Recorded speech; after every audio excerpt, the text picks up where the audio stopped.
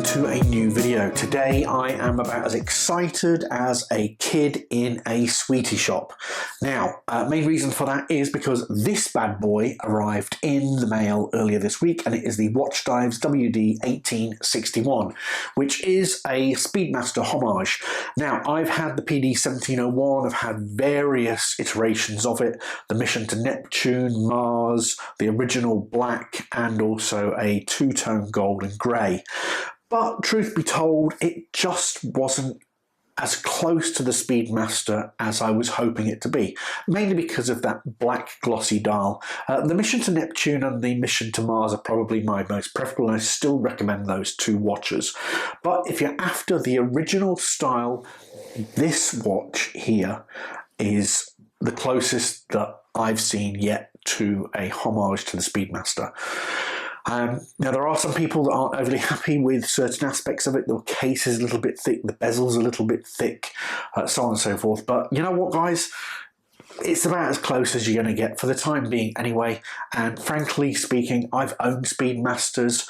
When I've put this on the wrist from a few feet away, it passes the test. Simple as that. It gives me the look that I've been wanting without having to put in thousands and thousands and thousands of dollars.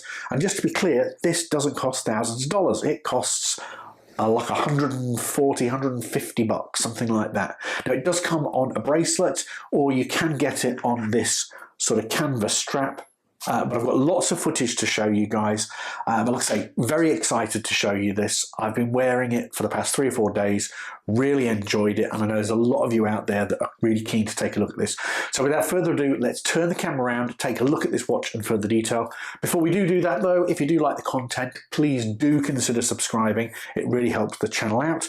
And if you are interested in getting one of these, I will put some purchase links in the video description and somewhere up here. Just to be clear though, I do make a small commission from those sales, which helps the channel.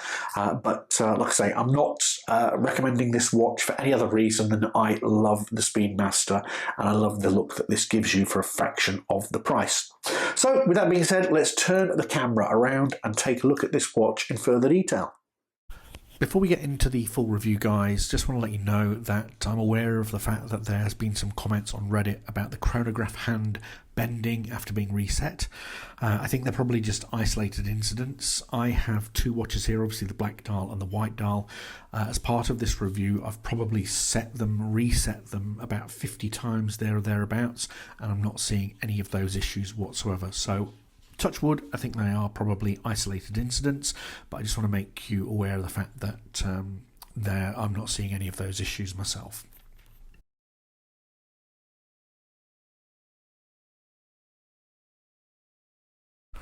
Okay, so in terms of dimensions of the WD1861, you have a 40mm diameter, 44mm if you include that crown. In terms of top to bottom lug, 47.4mm, and the crystal to the bottom of the case, or the thickness, you're looking at 13.8mm. You do also have 20mm lugs on that watch, so plenty of bracelet options for you if you decide to put this on a strap.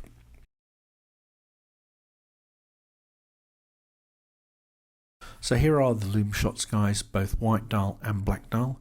You can see that there is a bit of a difference in terms of the brightness, and that's only because the white dial has a smaller amount of lume applied to the dial, because you do have those applied indices as opposed to the printed dial, which is on the black dial version. As you can see, it is quite long lasting. It's BGW9, and quite frankly, this is probably the biggest area where the PD1701 really fell down. It was just that lume from Pagani is absolutely atrocious. So congratulations to Watchdives on this. They've really nailed it and provided a watch that you can see after sunset. But like I say, it is long lasting, and it will last you into the early hours. So well done, guys.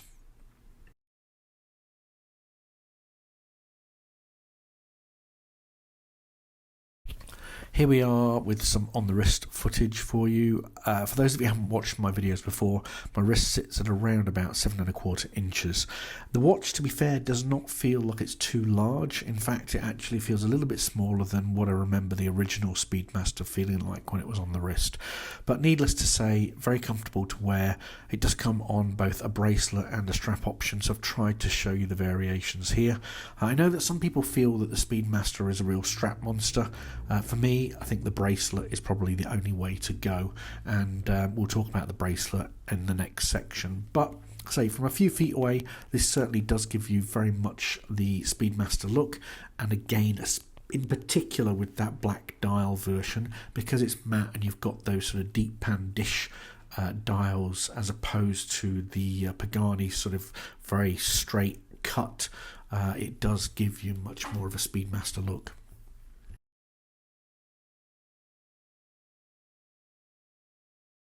So we have the bracelet version that you can see here. It is a 5-piece bracelet, much the same as the original Speedmaster. Biggest question you're probably going to have on your minds is it better than the Pagani one? Yes, it is, absolutely. It is very different in so much as it doesn't have that chintzy sort of feel about it as much as what you see on the Pagani, and it does taper down, so it goes from 20mm at the lug all the way down to 16mm at that bracelet. Now you will see there are some scratches there because I have been wearing this watch for the past few days. You can see there you do have a deploying clasp and those push pins either side for extra security. But overall, really well made bracelet, quite easy to adjust. Watchdives do send you a pin link removal tool, so it's easy to adjust it, and like I say, it's quite nice. Moving to the I suppose strap option, it's sort of like a canvas style, very similar to what you find on the Omega version. You do have a buckle there, and as you can see, it isn't signed unfortunately, but still nonetheless very nice. Especially on the back, it's got like this sort of car tread style, which I suppose helps with grip, but certainly is going to be okay in the water. You're not going to have to worry about this thing perishing. But yeah, very nice strap. Again, my preference and my advice is if you are going to buy this watch, go and get it on the bracelet. It does cost a little bit more, but you know, I think it just makes the watch look a million times better as opposed to a strap.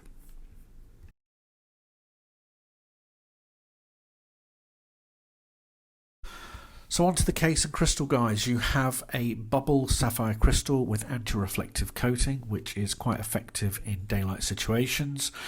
In terms of the case finishing, you've got a mixture of polished tops. You've got obviously that sort of raised bezel, which has a polishing on the inside, and then you've got polished chronograph pushers, and then that sort of brushed finish on the side. You do have a signed screw down crown, and the watch is water resistant to 100 meters. But overall, at this price point of $180, I think the finishing is very, very good.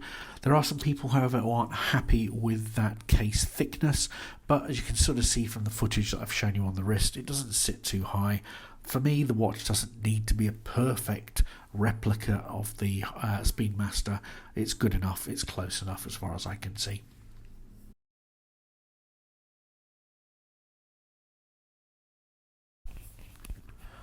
Okay, so we'll move to the dial and hands, and this is really another point that the Watchdives makes a massive impression over the PD1701 from Pagani, and that is the I suppose the aesthetics of the dial have just really been taken care of. Watchdives has spent a considerable amount of time making sure that the subdials match very closely to what you will see on the Speedmaster, which is something that the PD1701 just absolutely fails on every level. For me, wearing this, I know it sounds like a really small thing, but it just makes the world of difference.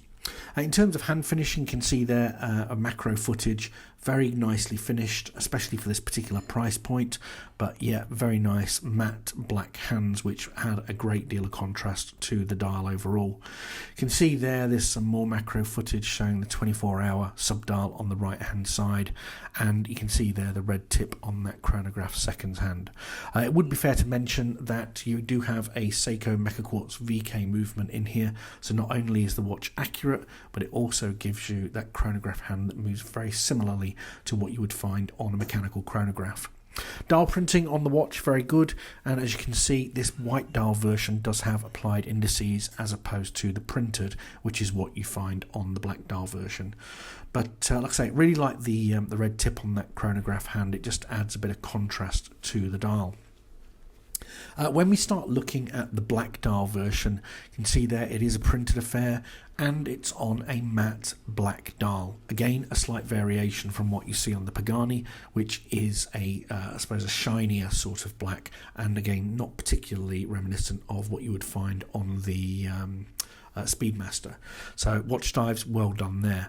You can see there you do have a printed PP right up at the top, and again it's BGW9, so very good legibility in low light situations. Overall, I found the dial printing to be very sharp. I don't think there's any problems from my side in terms of what it looks like, saying, you know, chronograph professional. And there's obviously people who don't like that, want it to be a certain way, but for me, it is what it is. It looks very good, and like I say, no complaints.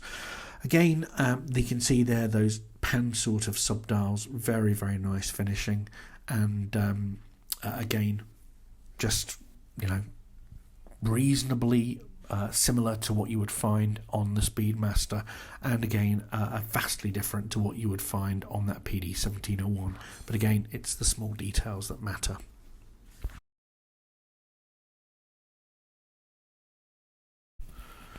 Okay guys, so final thoughts and conclusions for this new release from Watchdives. I'll make no bones about it, I've been waiting for this release to come out for a few months now. Ever since I saw the first renders, I've been quite excited to see what it actually looked like in the hand, and I'm not disappointed by any stretch. Again, I probably have been a little bit critical of the PD 1701 from Pagani, but that's only because of the fact that it just misses the mark on homaging the Speedmaster through simple things, and that's where this particular model really shines. Two or three main components.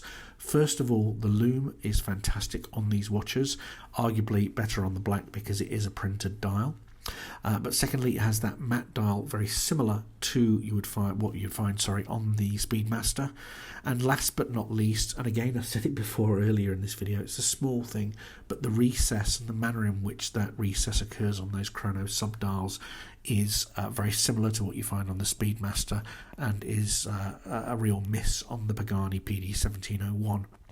For me personally, I do like both of these watches on the bracelet better than on the strap, but that's just my personal preference.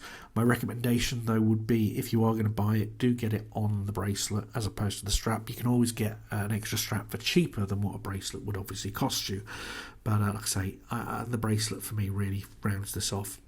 Anyway guys, I hope you've enjoyed the video. Thanks for taking the time to watch it. If you do have any questions, please do leave them in the comments section. But other than that, I'll leave you to have a lovely weekend and see you in a new video very soon. Take care, guys.